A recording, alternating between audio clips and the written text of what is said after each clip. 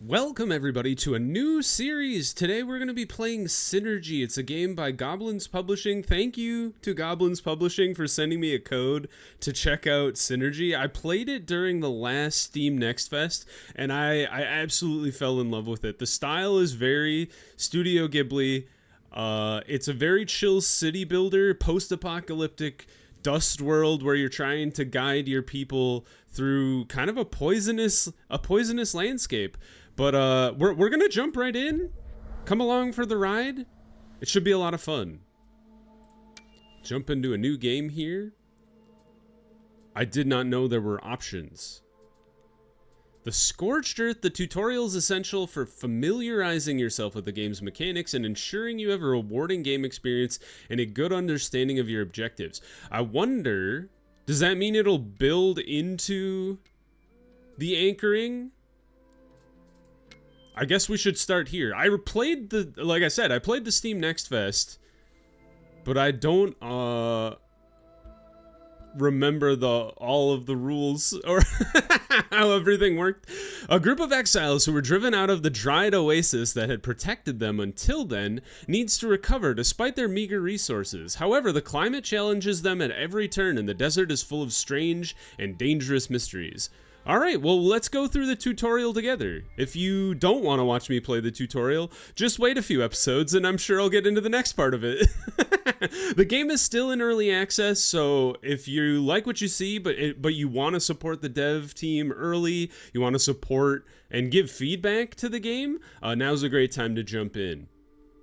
End to wandering. For 2 generations, our community lived in an oasis protected from the hazards of the outside world. But like everywhere else, we were driven out of our homes. All is not lost. After crossing a sea of sand, we reached the shores of some new lakes. No matter how toxic their water is, it will be pure bliss to us if we can treat it.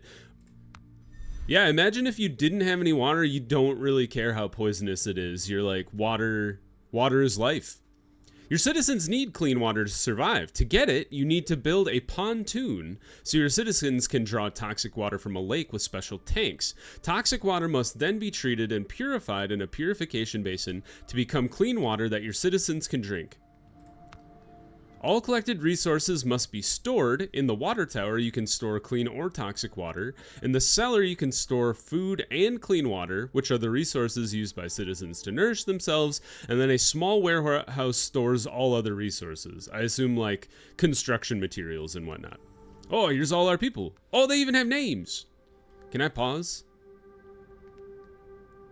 Move the camera onto a water hole. Oh, it's all the way over here. Ah, let's zoom all the way out. And we have 10 people that don't have houses or jobs. Let's build a pontoon. Ah, here we go. Looks like 2x2 has to be on the shore and the other part has to be in the water. So let's go right here maybe. And then the purification basin should probably be like next door. Although we probably don't want to block the shoreline. So let's put it there. And then let's do a road thusly. And then we'll build it all the way to our starting stockpile. And then we need a water tower. Water tower should be close to the water. This is like our water processing district. We can always build more of each. That's kind of why I didn't want to build on the shore. We could build up to 3 pontoons here and then, you know, continue to build water basins and then water towers as well. Oh, here we go. Ah, if you do hit space, you can pause time. You can't slow down any lower than 1 times speed, but we could go all the way up to 4 times speed. Let's leave it on 2 times speed. Those of you who have been around know I like to play on 2 times speed when it comes to strategy games. We have not unlocked any housing yet. We built the pontoon. Let's assign a worker. How many? Sure. 4 people. You be drawing water out of it? Oh, cool. Look at all the tanks. If I take a person away, does it change how it looks? Nope, they just leave. I guess that makes sense. Yeah, now they're added to it. Construction complete. Water tower. Ah, I see. That doesn't need a person manning it. I thought maybe you'd need somebody to run this pump over here. And then a single person on the pontoon basin. We've completed our step. Fantastic.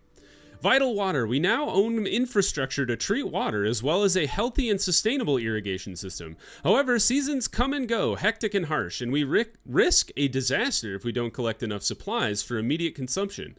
To keep our buildings running smoothly, we must store enough clean water to prepare for a drought. Getting clean water is essential for the city's survival. Scarcity of water means the growing needs of the population need to be balanced with supply means and climatic conditions.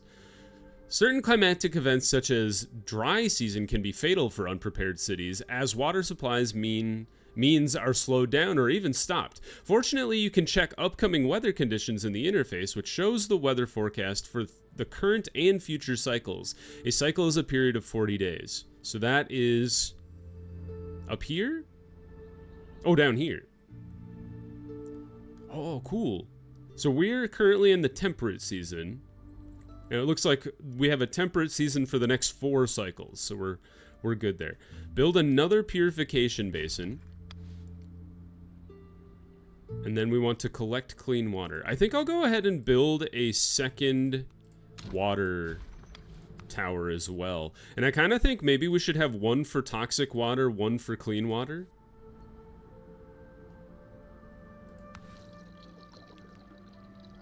Maybe 2 for clean water.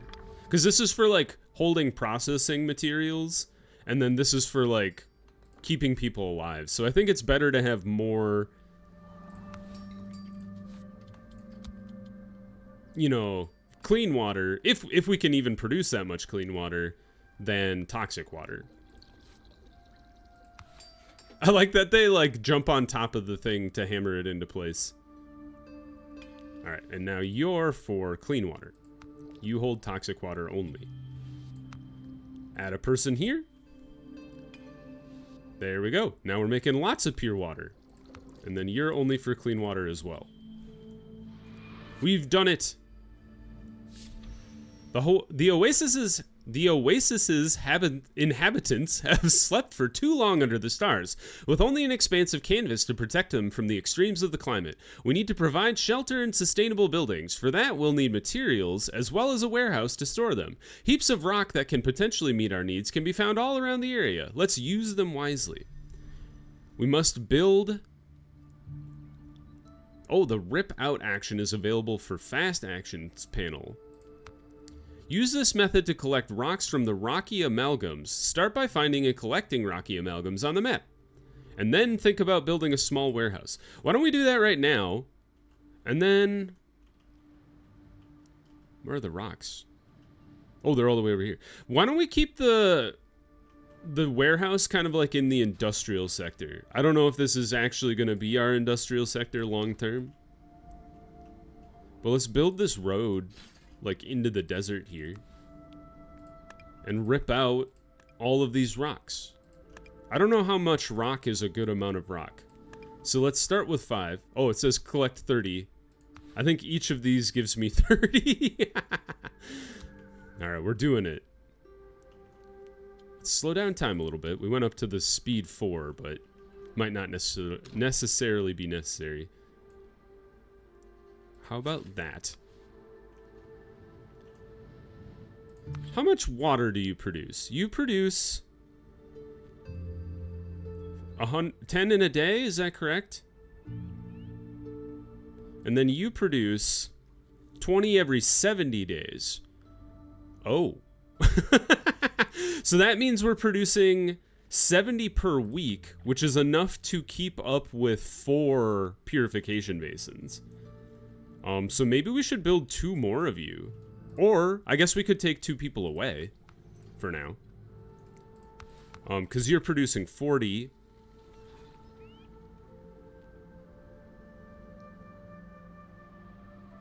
You produce 10 every 2 days. Which produces 80. Wait a minute. It produces 40 in 8 days, which is slightly slower than we want it to be. So maybe we should do 3 people per. Oh, we have a warehouse, and the warehouse just stores stuff. I'm used to some strategy games where you have to have a person manning the warehouse, so it's kind of nice not to have to. The citizens will go and collect the stuff they need when they need it. Citizens need a roof over their heads to protect themselves against rough weather and live in decent conditions. Your citizens will go to their homes regularly to nourish themselves, eat, drink, and sleep, which makes the positioning of houses quite strategic. When they nourish themselves, citizens consume water and clean food, or food and clean water. These resources are directly drawn from a nearby cellar. This is why houses must be positioned within the range of the cellar. So we must make a cellar for water and food. Okay. And then all resources must be carried by citizens from one structure to another. It is important to have enough citizens that are not assigned to any building and are therefore available as carriers. That's interesting that just free citizens act as carriers. You don't actually assign them. So if you've ever played like The Wandering Village, there are buildings that you assign carriers to, just to like make sure you always have carriers. This one's a little different in that you will have citizens assigned, or not assigned, who act as carriers. I think here is fine. Nope. Hold on. I wanted to move it 1 over. Right here. I didn't want the small warehouse to be inside the seller's domain. Alright, let them build that, and then we must build 3 houses in the range of the cellar. So why don't we just build them, like, right across the street? I like the 3 different styles of houses. It's fun to mix it up.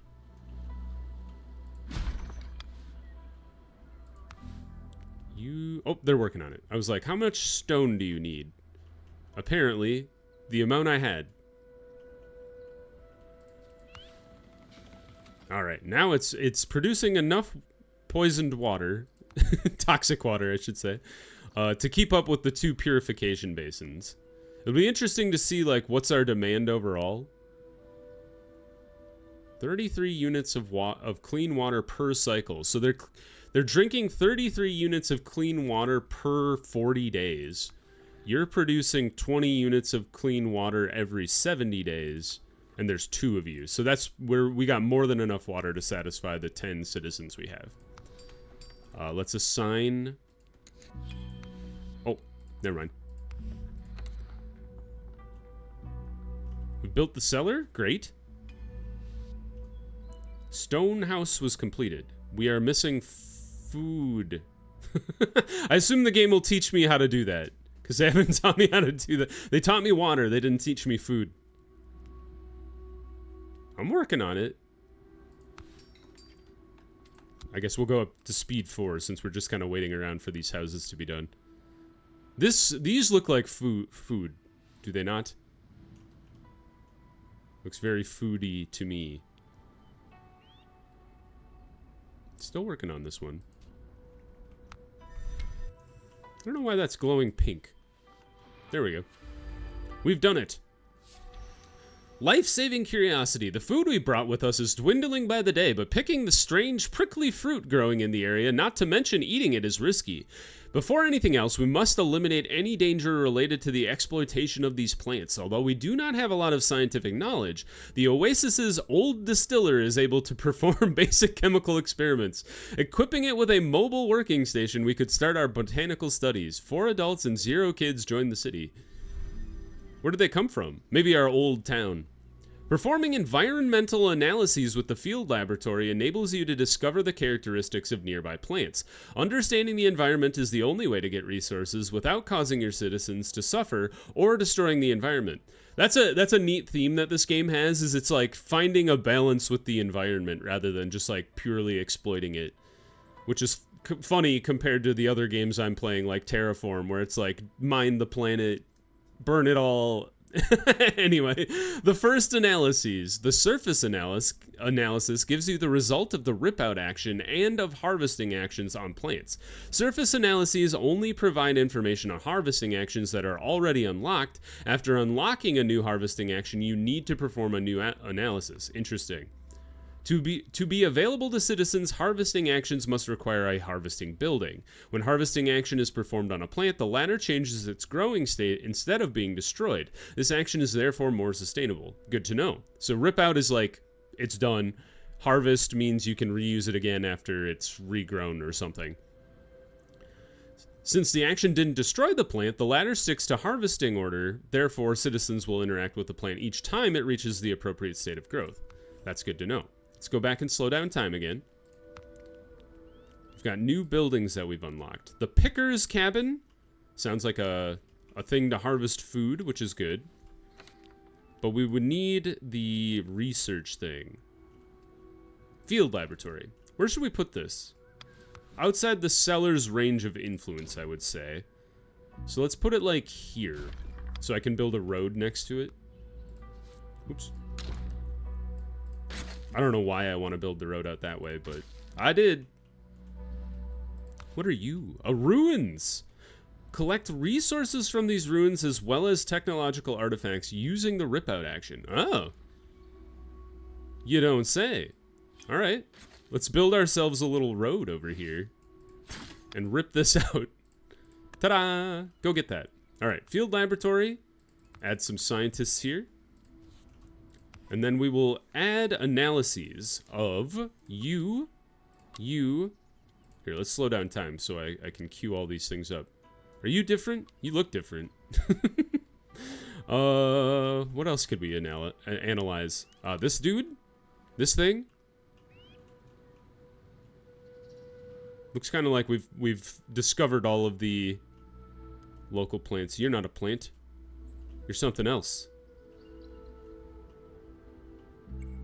Is this the same thing as this bush? Maybe not. A boulder? Giant fungus. Alright, we've queued up as many analyses as we possibly can. Oh, we've already analyzed one of them. Ripping out the diluvian bushes, we can collect their branches. We have not discovered harvest yet. Oh, no. Oh, wait, in the sunshade tree, we could get tree trunks and bark. Cool.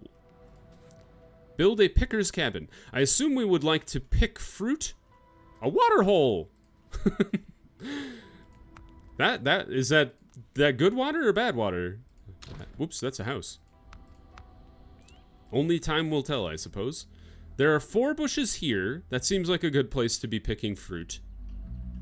Are there any other places that have a lot of bushes all in one place? This place could be good. I don't know what those little melons are. They're like underground melons. Why don't we just do right here for now? You think that's close enough to this other bush? Let's just put it here. They can go around this singular bush.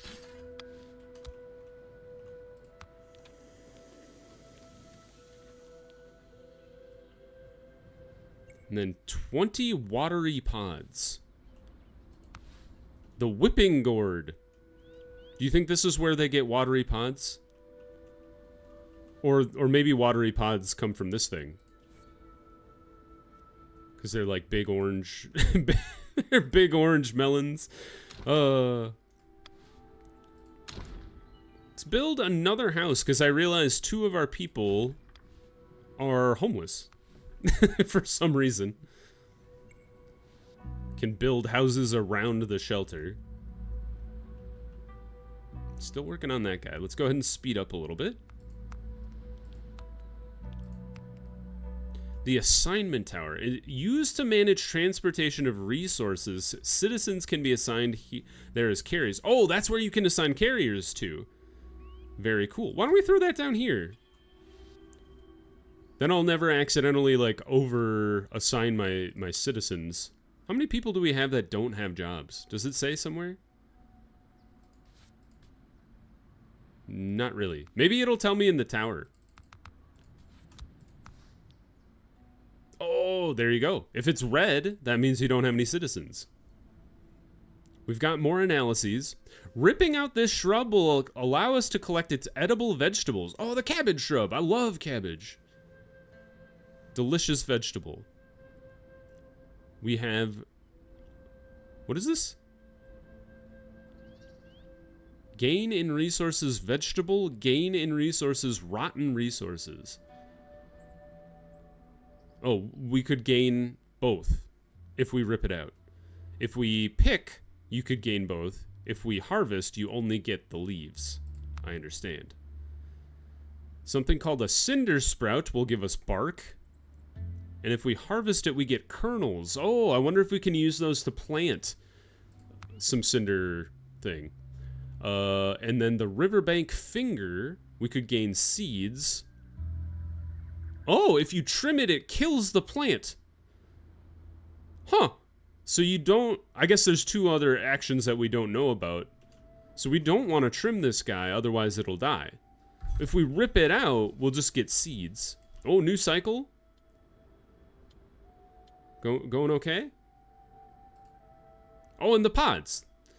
Whipping gourd will give us water. Clean water, of all things. Picking it will wound us, so don't do that. Don't do that. And then, best not to pick this plants. That's funny. And then if you trim it, you can gain lianas. I don't know what those are. Is that like a rope? That's a word I'm not familiar with. How do we get these watery pods? Was it you?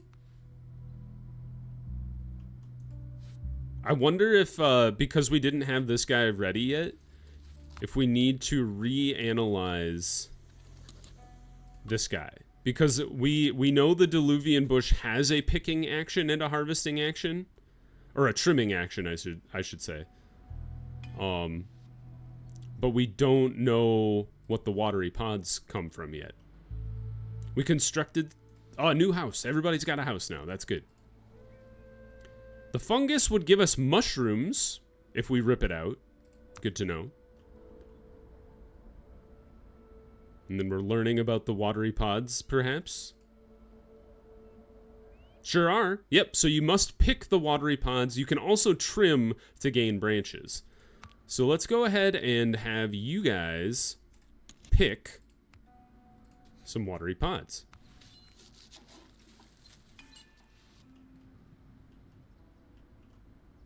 Wonder how much food our people need per cycle. Our people have no food. They are gonna starve to death. Unless, nope, plant resources definitely don't count. Do you think they'll eat mushrooms, or is that like a mushroom that's not edible? It's for other purposes. Remedies, water, cooked meals. Probably don't have the ability to cook anything just yet. And carbon bulbs. I wonder where we get those. Sunshade tree. Oh, we should reanalyze the sunshade tree, because we analyzed that guy before we had the trimming guy.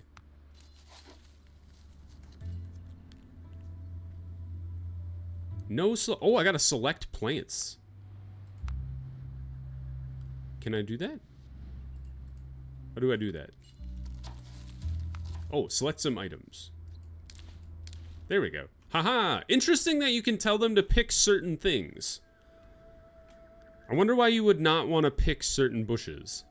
Maybe you're like saving them for something? It looks like there isn't an action that we didn't know about. So you can't trim one of these sunshade trees. Are there any other type of trees lying around? What is this thing? Are you a plant?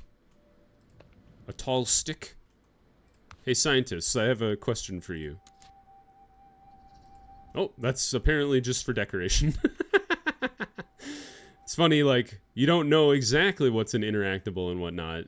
Well, I mean, you do now that it's highlighted in blue.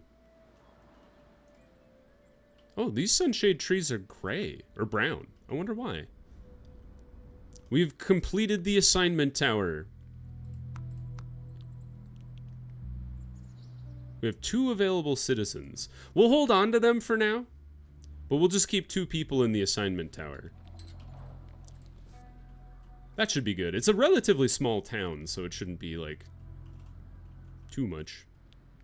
I also think maybe I should get a picker's cabin going over here and get the cabbage shrub being picked. So if we put that here, here-ish, I think it's a pretty good place. I don't know what we got from that one thing. Maybe somebody could point out, like, or tell me in the comments what, if anything, happened when they were, like, they tore apart that...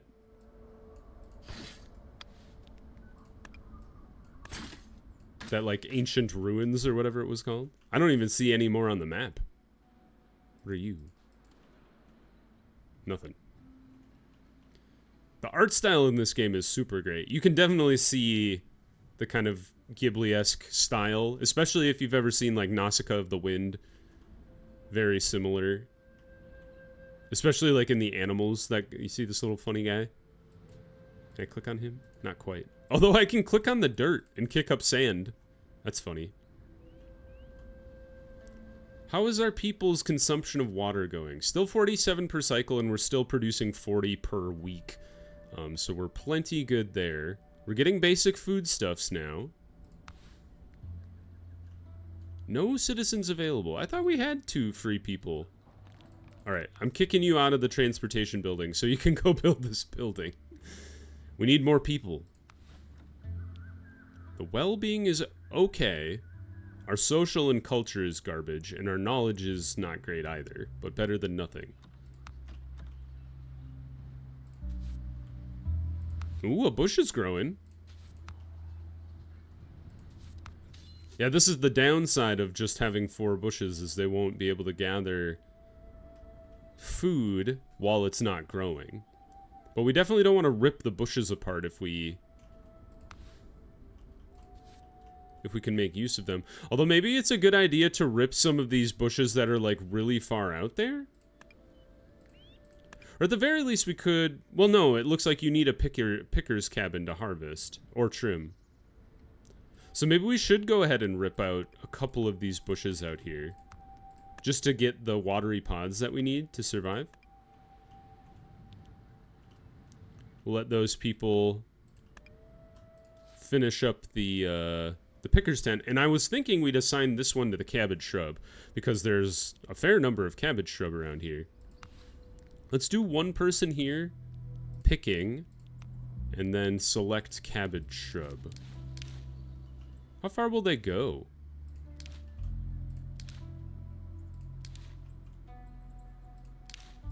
Maybe we should, like, expand the area for the... for this guy. It's pretty far away from all these other bushes, but maybe we could just add them on? Like over here? I don't see why not. It's far away from where it's located. I thought it would have had to have been much closer, but apparently not. Oop, I keep hitting escape. It's my bad habit that I picked up from elsewhere. I escape a lot in Fabledom, if you've ever watched me play Fabledom. I'm working on it. Alright, we have 1... I wonder if we shouldn't shift... I think we should do 2 and 2. Because it seems like we're like burning through a lot of our watery pod bushes, the Diluvian bush, quickly.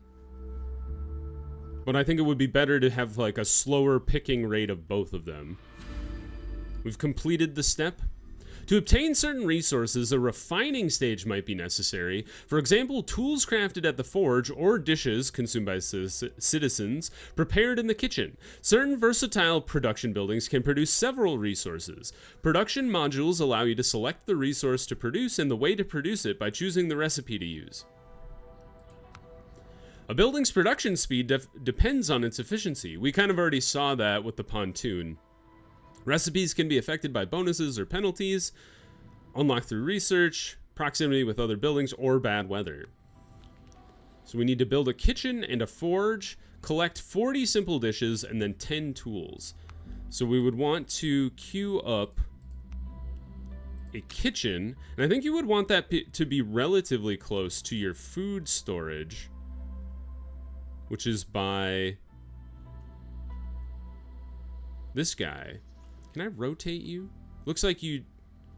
Oh, you can if you hit shift. Neat. It's a 4x5, which is not a shape that we've utilized yet so far. There's a rock in the way if we try to put it here. It would be kind of nice if we could put it here, because then it fits nicely between the bush and the rest of our structures here. Although, will they clear that rock out? Doesn't look like they will. So we just need to find a place for it to exist. What if... I guess the cellar's area of influence is very large. What if we give it the ability to have a road in between? So slap the kitchen down here. And then build a road thusly. And then around? I kind of like that idea. And then I think the forge should go down here. In kind of our industrial area. It's a really big building. I think we'll put it like this. Oh, there's a thing in the way. Get this out of here. Let's tear this guy out. Let's make it a high priority. Do we have any spare people? Or did they all get assigned? We have one guy. Is this dude, Geshen. He's the solo guy whose job it is to build the kitchen and clear the cinder sprout, build the forge, and save the day. Alright, throw that down. And then we will pause there. So if you guys enjoyed the episode, click the like button. It helps me out a lot. If you want to see more synergy, you want to see how this game progresses, you want to see how it goes through early access, subscribe to the channel. That also helps me out a lot. But until next time, everybody, I hope you have a good one, and I'll see you in the next video. Bye-bye, everybody!